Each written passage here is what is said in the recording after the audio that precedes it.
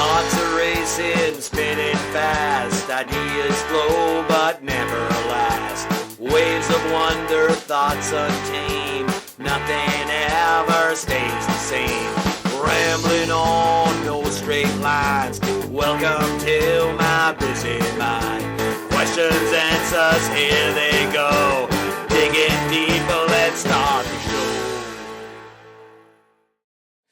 Welcome to the third recording of Ramblings of a Busy Mind. I'm really happy to have Jeff Kothe here today, who is a person who makes me laugh a lot, and I might have to mute my microphone because when I start coughing, it's your fault.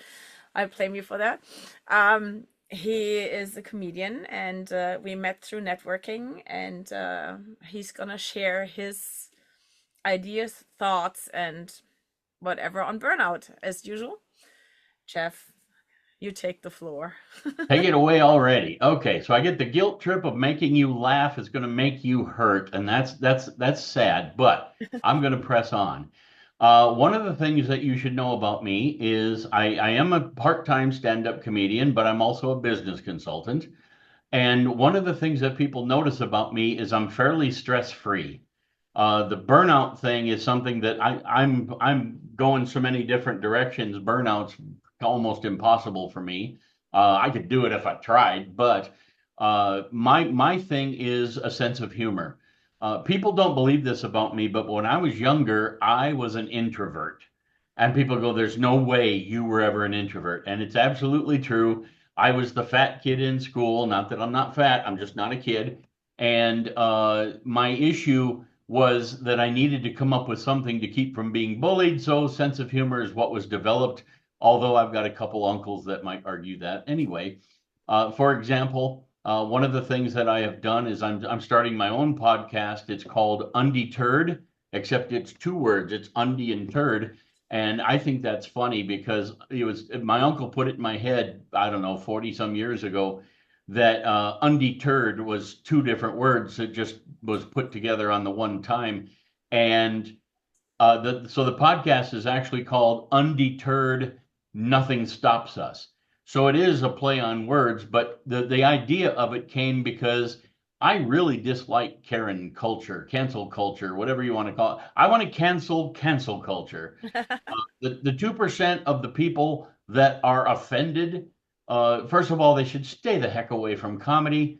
The other thing is the people that are offended on behalf of somebody else, that's just wrong. Are you kidding? Get a hobby, do something else. You're talking to a guy 63 years old, and when I was young, there was only 3 television stations. And if you didn't like one, you didn't write a letter, you didn't make a phone call, you didn't go to social media and post because it didn't exist then. You changed the channel. For Pete's sake, do that.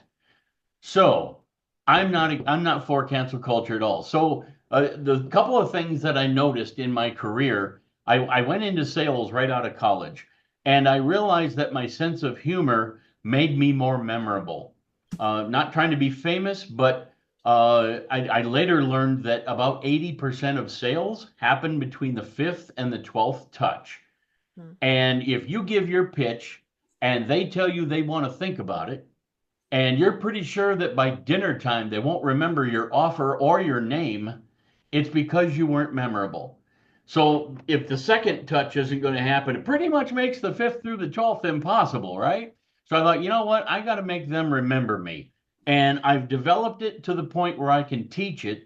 I can't teach people to be funny necessarily, but I can teach them how to know when humor is acceptable. To give you an example, when somebody says, "Hey, Jeff, how you doing?" My answer is never going to be, "I'm okay, how are you?" Because to me, that's boring. And I have to do the face every time I say it that way.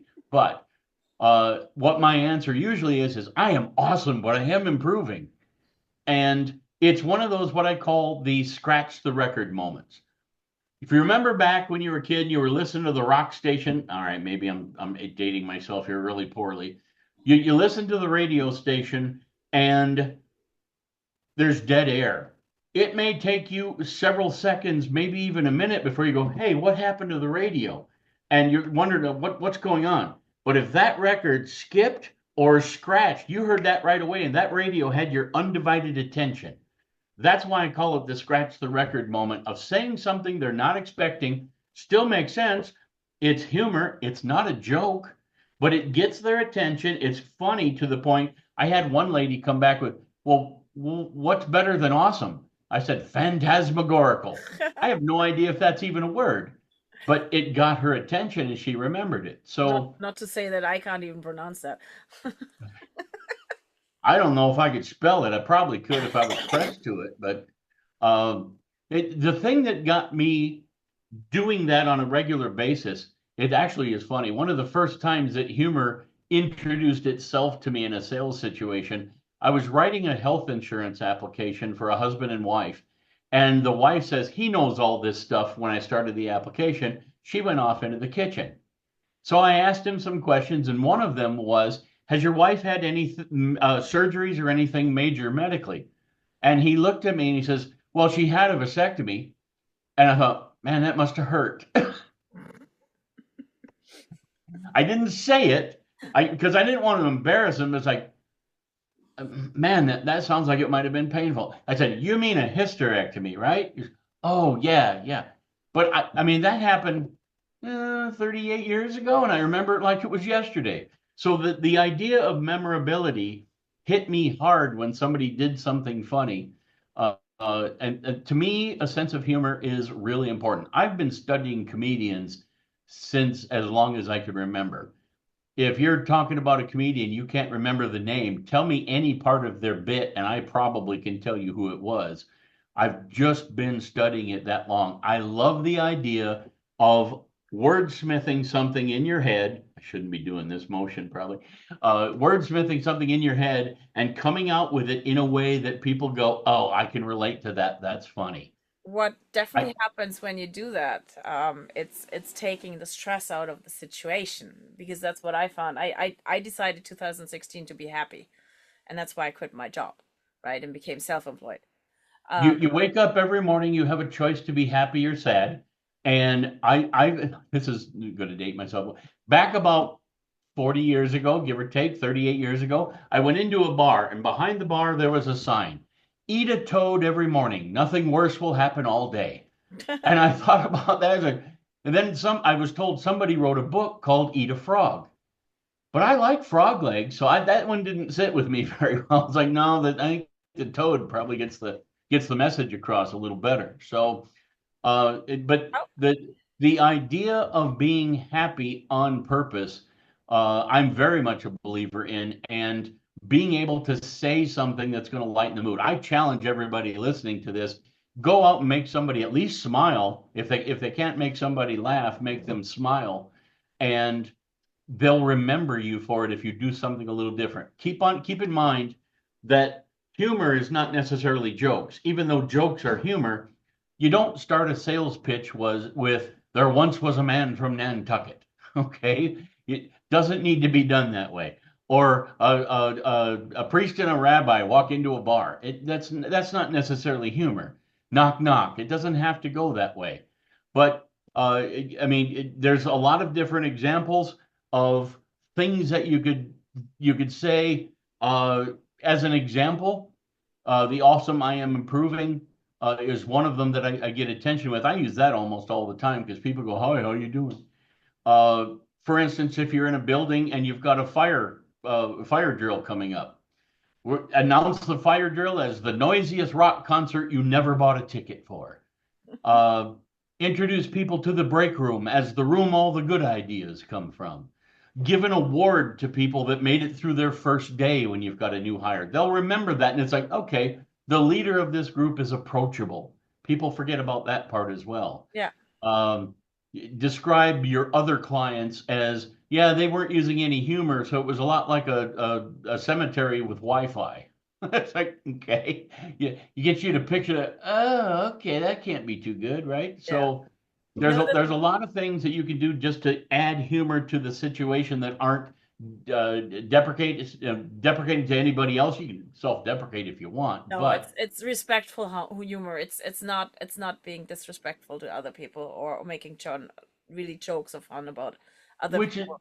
Yeah, it which is takes it unusual takes because the Karens wouldn't have anything to be offended by. yeah, no, and it takes the stress again, it takes the stress out of the situation. So whatever you approach in your professional, and I do that too when even when I work with clients, um there's a lot of things where I start chuckling about because I can find the humor in the situation and I can point it out not in a bad way. And usually it takes them into a state of laughter, humor instead of being sad or pushed down or pulled down. So Sure. no matter where you can bring the humor into the picture, it takes a lot of the things out of that box that keeps you into it has to be this way. We cannot divert. We have to achieve all those must and needs and whatever instead of we can and look how fun that can be, right? Sure. And the opportunities, which And is it's interesting that people that know that they're okay by saying something humorous, they tend to think outside the box and they're a little more creative. And if you do that, there's less stress, there's less burnout, they're happier. I had a person tell me a long, long time ago, if you're happy at work, you never go to work a day in your life. If you love what you do, mm, and how do you love what you do if you're not happy there? yeah, To me, it doesn't work, no, it doesn't. which is part of the reason I don't work for anybody else, probably, but Same just here. Same here. exactly. No, but it's interesting, and I know one of my friends is a comedian, stand-up comedian, and he uses comedy to cope with his pain, the things that he lived through in life, which were not nice. So it can be very sarcastic what he says, but at the same time, it's his way of coping and Sure. his way of bringing his message over. And people are chuckling about it, but sometimes when you know him and when you think about what he's saying, you go like, "Holy crap! I don't want. How can you live through that? How are you still alive?" And he says, "Well, with humor, right?" And I don't know if that's common for comedians. Like if I look at Robin Williams, who was so depressed, right, and never showed it outside. Um, how much is happiness or is being a comedian, let's say this because it might not be true happiness that's shown, but how much can be coped with? How much can it take out of the equation? How much can it help with coping whatever you go through, right? And it really depends. And the interesting thing, maybe a lot of people don't realize that Robin Williams had a disease that he did not want to go through, and that's what was the final straw for him. And I'm one of those strange people that I think his acting was better than his humor, but it's because I know comedians that he stole material from when he was doing a lot of drugs. He got away with it because he was more famous, but when you steal material in the comedy world, you get bad reputation really fast. But the other part of it is, I know it's that way for a lot because I actually have considered opening up my comedy show with, well, first of all, I don't drink, I don't smoke, I'm not Jewish. I had a good upbringing. All the things that people kind of expect from a comedian. I'm not depressed. I'm just a happy. And they go, I know that's not a very funny thing, but it's unusual. And I don't know if people really realize that it's unusual. There's a lot of people that are in comedy that are heavy alcoholics. Well, they're in a bar almost every night. They're making any money. I get that part. The other part of it is, they're traveling all the time, usually by themselves. They spend most of their day alone in a hotel room. Yeah, I could see how that would, not help it a lot, but they got into that as a defense mechanism, as I did, because like you said, I was always a fat kid, and I decided rather than get beat up, I'll make them laugh. And then I didn't make a lot of friends out of it, but I probably got out of a few ass whippings anyway. Yeah, I bet you did. I bet. No, it's like the things that you realize in later times. How much can you change with a laugh? How much can you change with a smile in the situation that you're in? And not just for the other person, but for yourself. Because when you smile, Sure. you're already in a different platform. The same thing, like gratitude is such a huge part of, and when you're able to think about things with gratitude, even so you didn't achieve them yet, your brain acknowledge them as achieved, and then you will get there faster. That's has been proven. Same thing with a smile. I tell my clients, like, go out and smile at least 10 people that you don't know, and they come back, that's so strange, that's so strange.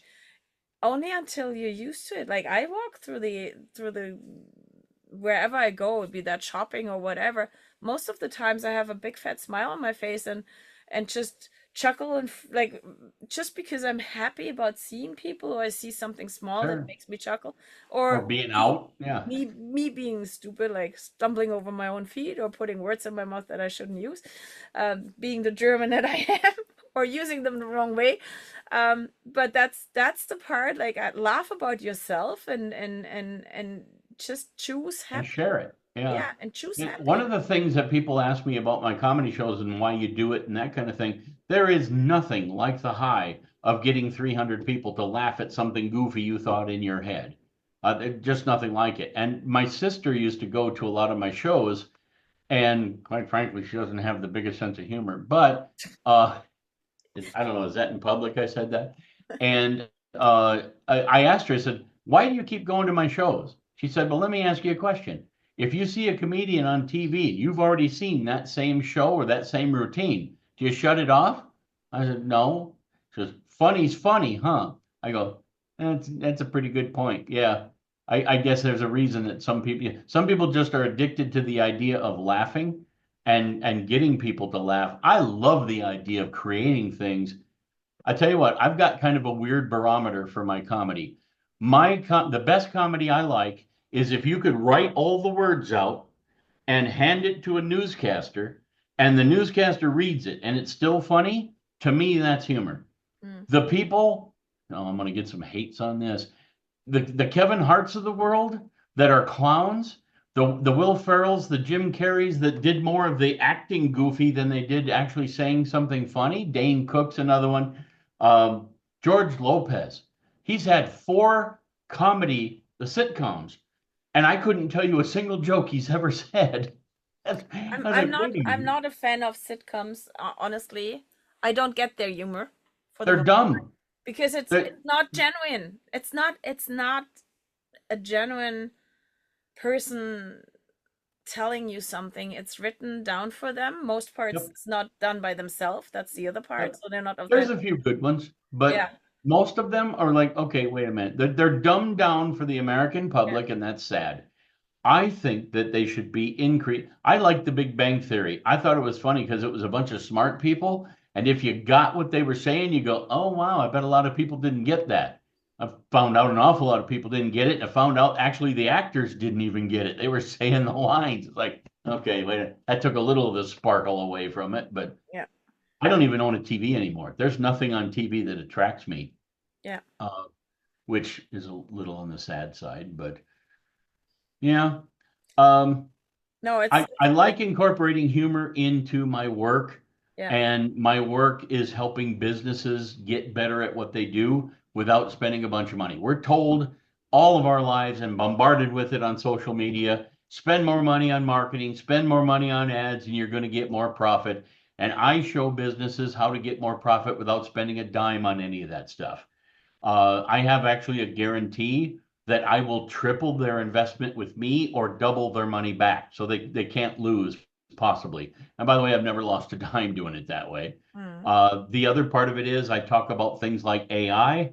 I talk about things like government programs that they can get to help their business. And then some of the profit things, profit strategies that don't cost anything. One of the ones I want to share because it is so important for a business. I think it's so important, and I'm amazed at how many people have no idea. I ask people that own a business, what is your market dominating position? What makes you better and different than your competition? Because if you don't know that, your prospective client has no chance of knowing it. Yeah. And people just don't. I mean, so I had one insurance agent tell me, well, I actually take the time to get to know my client. Really? And you think that makes you different? Everybody says that. That's one thing they expect. What do you do that they don't expect that is normal for you that other people don't? Mm. Give you an example. I had a chiropractor who wanted to sell her business. And She wanted to sell it to her partner. Get this, her partner didn't think it was worth it. When your partner doesn't think your own business is worth it, you got trouble, right? And Mm. I found out that her market dominating position, she had no idea what it was. And I kept asking and asking. I found out they did no advertising, no signs in the waiting room, no nothing. But I also found out they did low impact adjustments. I said, when I go to a chiropractor, that's what I'm looking for. If you're not telling anybody that, in fact, you're not even telling the people that you're giving low impact adjustments. No. I said, what would happen if you just put a sign in the waiting room and had your employees talk to the people? If all your business is word of mouth, give them a fighting chance. I said, how much business do you think you're letting go without doing that? She said, I don't know, 5%. I said, it might be 50%. You have no way to measure it. If I'm looking for a chiropractor that does low impact adjustments and it doesn't list you on Google or wherever I'm searching, am I going to call you up and see, or am I going to go to the next one that says they do? You know the answer to that. By the way, a year later, she sold it for almost $300,000 more than what it was valued at when I met her. And that's where, with the stress and burnout, comes in the support that you can find. And I do that right now. I have a coach, which actually gets me to do things that otherwise would be put aside. And I'm restructuring my work to do. The podcast wouldn't have happened without her, because she gave me the connections, and she gave me the impetus to start recording, while before I Sure. was putting it off and putting it off because I was so stressed and I couldn't put anything more on my plate. But at the same time, with her, she said, "Can we start?" And I said, "No, I can't at the moment, because I know where I'm at. I'm at maximum at this moment until I clear other stuff away." And that's where the coaches come in, and consultants, because they Sure. can help you figure out where you are, instead of you struggling by yourself and going in a circle and in a circle and a circle, and you don't know where to go to because you don't even know the answers, or the, not to speak about the questions, right? That's Yep. the other part. Wayne Gretzky, Michael Jordan, and Tiger Woods all have coaches, and they were all the best in the world at what they did. Yeah. And if you have a coach that doesn't have a coach, something's probably missing. And it, not like business wise, a coach, in private life, find your support system, find your friends and family who are at your side, and it can be colleagues or whatever, but find that peer support or that family support or that friend support that can give you the outside insight, which is Sure. so important sometimes, because we're so stuck in our quagmire that we don't know where's left and right. Yep, Right. absolutely. I agree. Yeah. Cool. Do you have any pointers, anything that you want to share? I know you have a program, if you want to put that out there. I appreciate, first of all, I appreciate you asking me to join your podcast. Secondly, I appreciate the opportunity to talk about what I do and how I do it. If you see the QR code, I think I have to raise this finger to get to it. Okay. That's got my contact information. Just a couple of things, a couple of ideas. I challenge you, just make somebody smile or laugh today. It's amazing some of the results that you'll have. But one of the things that I was thinking about, I work with AI and adding it to a business, and it's part of what I do. It's not anything that you got to buy a bunch of stuff or anything like that. It's all Chat GPT kind of stuff. But as an example, if somebody goes to your website, it would be nice if there was a chat bot that says, "Hey, do you have any questions? Anything I can help you with? Can I have one of our live agents give you a call?" Something like that, because people tend to, in 3 to 5 or 7 seconds, go through and just figure out, do they want to do anything? And if a chatbot comes up and says, how can I help you? That's different.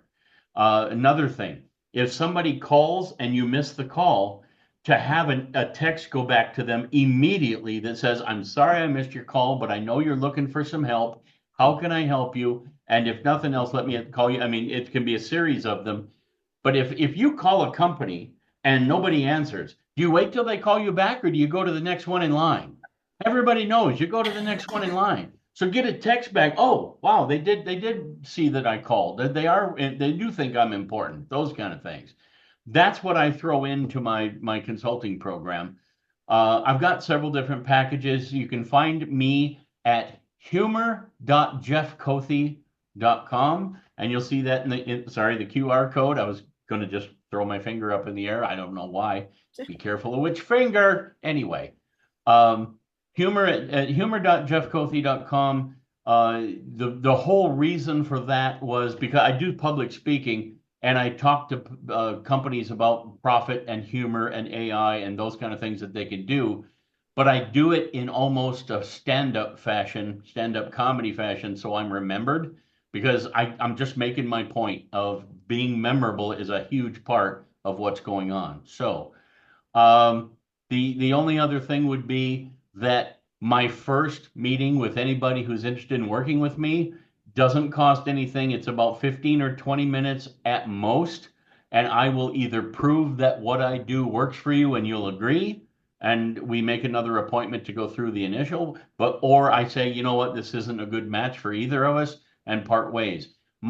You're gonna love this. My big closing question, so to speak, after I show them all the strategies I do, I ask them, would you like help implementing some of these?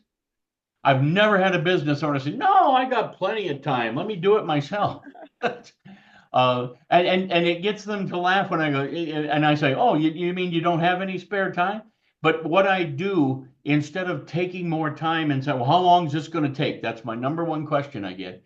In most cases, within 3 weeks, I will cut some of the time that they're spending out more than what they're spending because I'm less than 2 hours a week to implement everything I do. Yeah. It And doesn't take very that's long. I as I have been starting to implement AI and other things too, I know that um my challenge is I fall into the rabbit hole and then dive deep, which takes more time than having somebody tell you what to do. Yeah, in AI, you could never come out of that rabbit hole if you're Yeah, I not know. careful. AI for me is more like a brainstorming function. So I use AI in a way that it helps me word correctly what I put out there, go over it and ask me questions to what I do and reflect on what I do. Because sometimes you just need that other person in quotation mark that ask you the questions to find your own way, right? Yeah, And I reflection is use one of the mine. best things that we can do. Yeah, I use mine for ideas. Yeah. Tell me some things that I could do to improve this, those kind of prompts. Prompts really important in that. The one thing I haven't done, and I probably should, you're not my therapist, I'll make this really short. I want to tell it more about me and what I'm trying to do so it can give me recommendations based on what it knows about me and my Well, the business. prompt you want to ask is, what do you need to know about me to get to know me better? That's all it would take. I just haven't taken the time to do it and And then you then start from there. feed back and forth all the things that would say, well, what about this? I always ask as many questions as you want to make sure that you're on the right track of what I'm looking for. Yeah. That usually does pretty well. Yeah. But And I've learned some other I also use it to tell it take my role as and then question me what you need to know in order to do that. Yep. Yes. Right? Pretend you are an expert on so and Yeah. so. And by the way, one other thing, Tasha, I would like to be introduced to your comedian friend for my I podcast. will make the connection between you two. Perfect. Yes. I know I don't know we're running out of time if that's the right phrase here, but We're pretty much done for now. okay. Thank you again for inviting me to the podcast. I appreciate it. And if I can help anybody, if this gets to anyone who'd like to at least just talk, because I will give you actionable items in that first 15, 20 minutes. Whether you work with me or not, I'm going to take the time to try and help Yeah, and just figure how much help you want. So that's what I do. I know that. I've seen that in life in action in our networking meetings, and I appreciated that you came on today and talked about what you do and how we can support each other and what can be done. And the thing is, most people don't see what's possible because we're so stuck in where we are in our boxes. And once we get to see there's more to the outside and there's more possibilities and opportunities, things change completely because you're not stuck in that box. You don't For have to sure. be here. You For can be sure. everywhere. And then you start coloring outside the box and then you start doing multiple choices and you always cross between the boxes because nothing fits anymore. That's what I'm happens to me. smiling because I haven't seen the box in years. Yeah. Thank you for coming, Jeff. I And appreciate you having me. Thank you. I hope some people reach out to you and will find some help with you. And back to you. Thank you.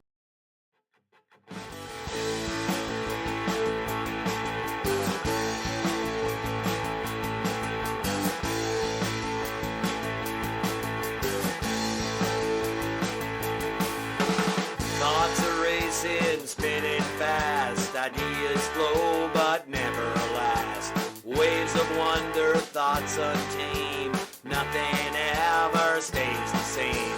Rambling on, no straight lines. Welcome to my busy mind. Ideas fade, all the shine. Oh, welcome to my busy mind. Questions, answers, here they go.